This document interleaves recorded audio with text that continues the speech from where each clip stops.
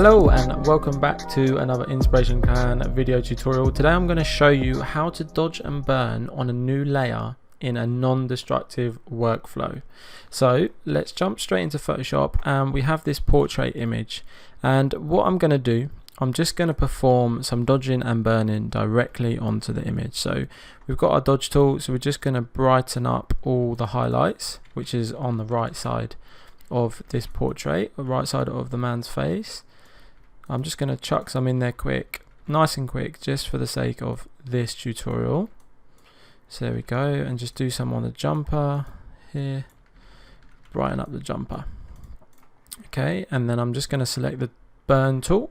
I'm going to do the same thing on the darker areas, so dark around here, in here, on the top here, and on this left hand side of the jumper. So we've performed this edit, but the issue here is we now have no way to adjust that edit. We have to get it right first time perfectly. We can't go back and change at a later date. We've affected the actual pixels in this background image, in the image we placed into Photoshop. Now this is a destructive way to work because you're destructing the original pixels. This isn't the best workflow. There is a much better way to do it, which is to dodge and burn on a new layer in a non-destructive workflow, which I'll show you now. First, I'm just going to undo all of those edits, so we are back to the original image. So there we go.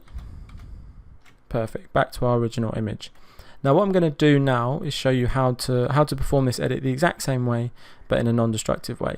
So just create a new layer in your layer stack above the background layer, or the layer that you are editing, and just come up to edit and fill, and we want to fill our layer with 50% grey, and we want the opacity to be 100%, and just click OK there. Perfect. So we see our layer is now filled with 50% grey, and what we want to do, we want to change this layer's blending mode to soft light. And now we can perform the exact same edit on this layer. So if we come and grab the dodge tool, and I'm just going to perform the same edit, so I'm just going to brighten up these areas, so brighten up the right hand side, under the eye there, around the eye, along this finger here, this bit. Like I said, very rough just for the sake of this tutorial, to this area, and then let's grab the burn tool and burn these areas, these darker areas, and on the jumper. Okay, perfect. So now we've performed all these edits on a new layer. We have this layer that we can edit and do what we like with. Firstly, we can turn it on and off, so that's before the edit, that's after the edit. Next, we can change opacity. Maybe we want to change the intensity of those highlights and shadows adjustments, so we could turn it down, for example. I'm just going to put that up for the sake of this tutorial.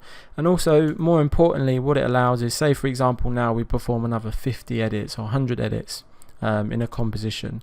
At any point we can go back to this layer and we can edit this layer, which means you're working in a non-destructive way, because you can always revert your changes whenever you like.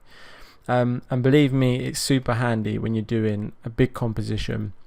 Maybe you change your idea slightly, or you change the lighting source, and you want to go back and you have to edit. This allows you to do that. If you work destructively, you can't do that. So there we go. That is how you work in a non-destructive workflow when enhancing the highlights and shadows. Thank you very much for joining me in this video. I shall see you in the next one.